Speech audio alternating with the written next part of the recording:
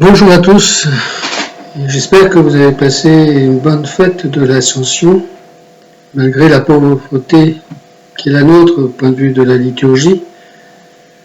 Mais j'aimerais revenir sur quelque chose qui me tient à cœur depuis longtemps.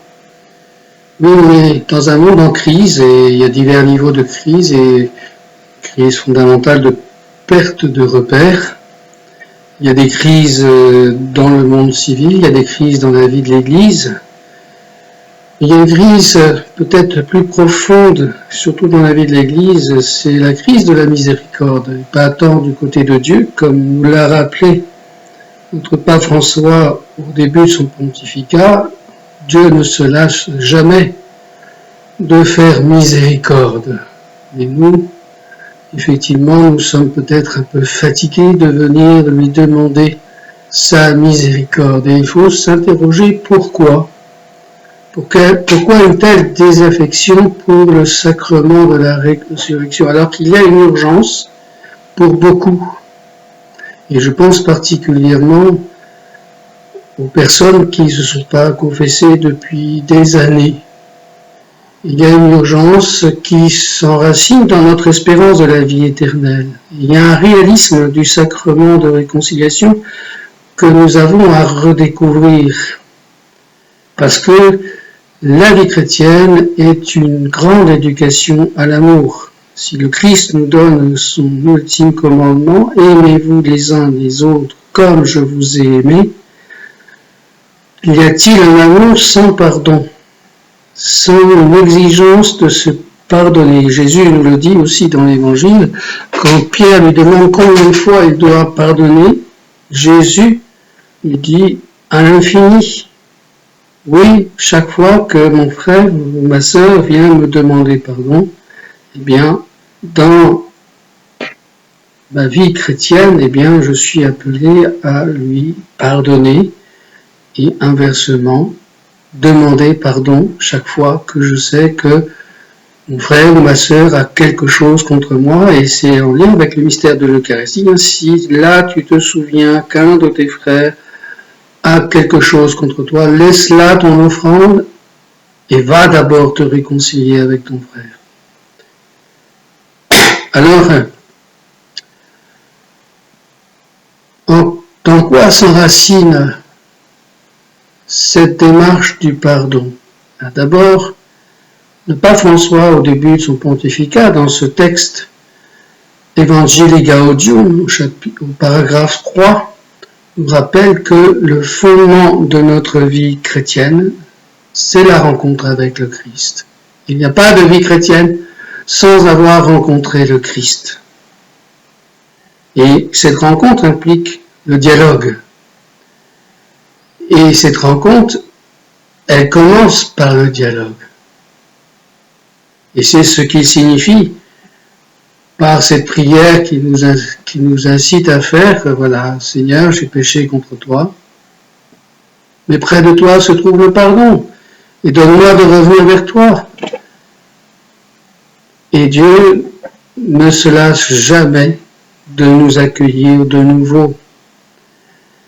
Et de cette rencontre avec le Christ naît une amitié où toute notre vie chrétienne prend son sens, prend sa valeur, s'enracine dans le concret de notre vie. Mais la difficulté, c'est que on a perdu le sens de l'incarnation de l'amour. Et c'est à cause de cela peut-être que les baptisés ne viennent plus se confesser. Avec aussi des théories, je n'ai pas besoin de me confesser, Dieu me pardonne tout, Dieu est si bon, voilà, et puis jusqu'à dire, de toute manière, si j'ai péché, je serai un peu de purgatoire, et puis après j'entrerai dans la vie éternelle. Oui, mais je pense que nous n'avons pas à avoir une spiritualité quant à soi. L'Évangile nous met devant cette réalité que notre réponse doit être dans la lumière du quant à Dieu. Et Dieu nous dit que pour recevoir le pardon, il s'agit de passer par la confession sacramentelle. Et ça, c'est au soir de Pâques. À qui vous remettrez les péchés, ils seront remis. À qui vous les retiendrez, ils seront retenus. Alors peut-être dans une autre vidéo, nous regarderons la démarche du sacrement de la confession, cette démarche si belle, si grande, qui est pleine d'espérance. Mais je voudrais appuyer sur le fait que la perte du sens de la vie chrétienne que l'on synthétise en disant il y a une perte du sens du péché, mais cette perte du sens du péché s'enracine dans une perte du sens de la relation avec Dieu. Et je me souviens, il y a quelques années, dans une préparation de baptême, une mère de famille à qui je signifiais que son absence à la messe pouvait m'attrister, certes, mais il n'y avait pas que moi. Et du tac au tac, elle me répond, avec lui, je me suis arrangé. Voilà, on négocie avec Dieu, faisant peut-être un abus de sa bonté infinie. Il peut tout pardonner, certes, mais il nous demande d'être responsables de notre vie chrétienne. Voilà, et je crois que nous avons aussi à prendre en considération que tout baptisé vit du sacerdoce royal des fidèles. Ce sacerdoce qui a pour mission de travailler, de coopérer au salut des âmes. Et je pense que quelqu'un comme Benoît Francurel, qui a vécu au Lot, qui est maintenant un sanctuaire, Notre-Dame du Lot, nous témoigne de ce que peut être le sacerdoce royal des fidèles au service de la conversion des pécheurs. Certes, elle avait le don de lire dans les âmes et de dire à chacun ce qu'il avait commis comme péché et dans tous les détails. Et quand ces péchés étaient trop gros, eh bien, elle avait la grâce de ne pas comprendre ce qu'elle disait pour ne pas être contaminée par le péché, par ces horreurs commises par des hommes et des femmes. Mais elle les aidait à dépasser la honte d'aller se confesser. Et je crois que c'est une mission importante des laïcs qui sont dans le monde et qui peuvent aller là où les prêtres n'ont pas accès. Et d'ailleurs, je me souviens aussi, dans une maison de retraite, une personne qui avait, je pense, pas très loin de 90 ans, m'a fait cette confidence qu'elle avait rencontré une des personnes de la maison de retraite qui lui avait confié certaines choses de sa vie. Et cette personne avait réagi en disant « Mais vous ne pouvez pas rester comme ça. Il faut que vous rencontriez un prêtre, que vous puissiez vous confesser. » Et de fait, c'est ce qui s'est fait. Voilà. Il n'y a pas d'âge pour être apôtre, il n'y a pas d'âge pour être missionnaire là où on est. Et de fait, il y a toute la délicatesse aussi d'un curé d'Ars qui a fait percer une porte pour ceux qui voulaient accéder au sacrement de réconciliation dans la plus grande discrétion. Ça me permet de parler d'une réalité. Voilà, d'une manière générale, on se confesse en présence du prêtre sans grille, sans séparation. Et c'est une réflexion que moi je porte depuis longtemps et je l'ai expérimentée en tant que pénitent. La grille est importante. La grille est importante pour ceux qui ont lourd à confesser et qui veulent garder l'anonymat, qui veulent pouvoir déposer dans le cœur de Dieu des choses inavouables. Et je pense particulièrement aux jeunes, aujourd'hui et aux moins jeunes, qui par l'accès à Internet ont accès à des images pornographiques ou autres, et ils n'osent pas venir offrir cela à la miséricorde de Dieu parce que le prêtre va me voir. Et j'ai honte que le prêtre me voie, qu'il puisse m'identifier.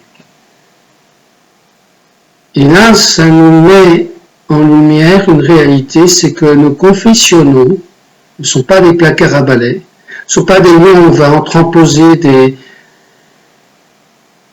des pots de fleurs. Voilà, c'est pas un placard. C'est le lieu de la miséricorde dans la délicatesse. Dans la délicatesse et la tendresse de Dieu à l'égard du pécheur qui a honte d'avoir posé certains actes et qui a le désir que Dieu lui pardonne, mais qui n'ose pas. Parce que, d'une manière générale, ceux qui se confessent régulièrement, oui, ils peuvent voir le prêtre, parce que c'est des péchés peut-être tout à fait ordinaires, quoiqu'on n'en sait rien. Et puis, il y a aussi une autre réalité de la confession, c'est que nous formons un corps. Et plus nous confessons, plus ce corps est vivant de la vie du Christ. Parce que le sacrement de réconciliation nous plonge dans la mort et la résurrection de Christ. L'Esprit Saint vient, nous prend sous son nom et nous confond au Christ. C'est pas un retour à la case départ. Nous sommes plus intimement unis par Jésus, au Père, au Fils et au Saint-Esprit qui agissent dans la miséricorde. Et que nous entrons dans une relation plus profonde avec Jésus et par lui avec la très sainte Trinité. C'est une source de joie. C'est pour ça que dans la démarche de la confession, il faut plus regarder Dieu qui nous pardonne à travers le mystère de la croix du Christ que le poids de péché que j'ai avoué. Quand je regarde Dieu qui pardonne, qui ne se lâche jamais de faire miséricorde, je vais en dansant au sacrement de réconciliation. Et je me souviens, dans les écrits du lot, ceux qui sortaient du confessionnal, qui avaient déposé tout leur paquet, voilà, de péché, d'adultère, d'inceste et tout ce que l'on veut, eh bien, ils ressortaient se jurant avec les larmes aux yeux de ne plus offenser un Dieu si miséricordieux.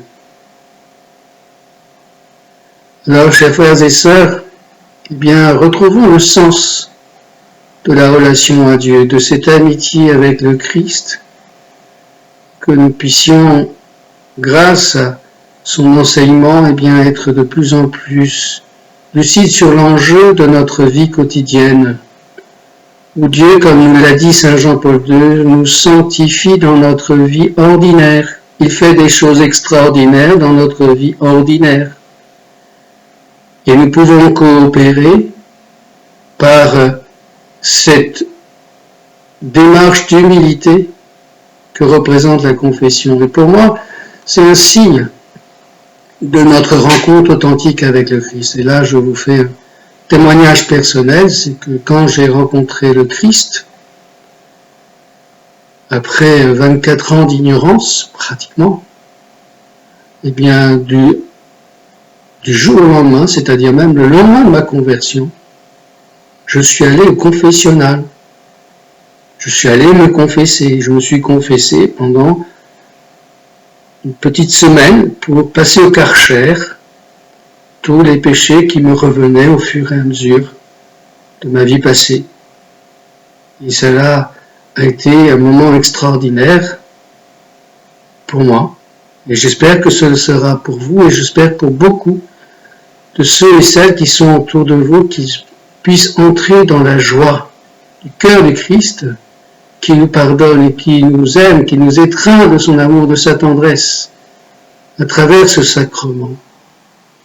Et pour terminer, de fait, si on témoigne souvent que des protestants se convertissent grâce au mystère de l'Eucharistie, parce qu'ils reçoivent en plein cœur le les paroles de la consécration. Il y a quelques années aussi, on m'a parlé d'une protestante qui s'était convertie parce qu'elle voulait entendre.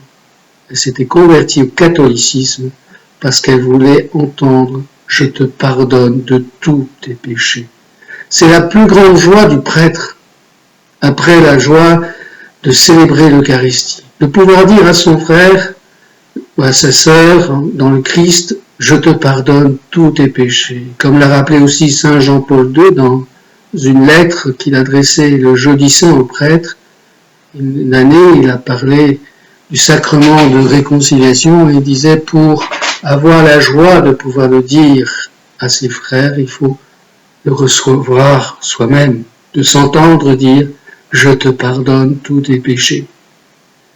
Alors, ne délaissons pas nos confessionnaux qui protègent l'anonymat et permettons à ceux qui en ont besoin d'y aller, d'y accéder. C'est un témoignage. Je me souviens d'un monsieur qui... Ah non, pas là. Ce n'est pas le tribunal de la justice, comme nous l'a dit le pape François. C'est le lieu de la tendresse et de la miséricorde de Dieu, mais qui, dans sa délicatesse, permet à tout pécheur de venir recevoir le mystère de la résurrection. Alors dans ce temps du Cénacle, pensons à nos frères et sœurs qui ont si lourd sur le cœur. Comme dit le psaume, près de toi se trouve le pardon pour que l'homme te craigne, de cette crainte d'amour de blesser celui qui nous aime tant. Oui, osons prier pour eux, osons être missionnaires auprès d'eux, de les conduire aux prêtres qui sont prêts à les accueillir pour avoir la joie de leur dire « Je te pardonne tous tes péchés ». Amen.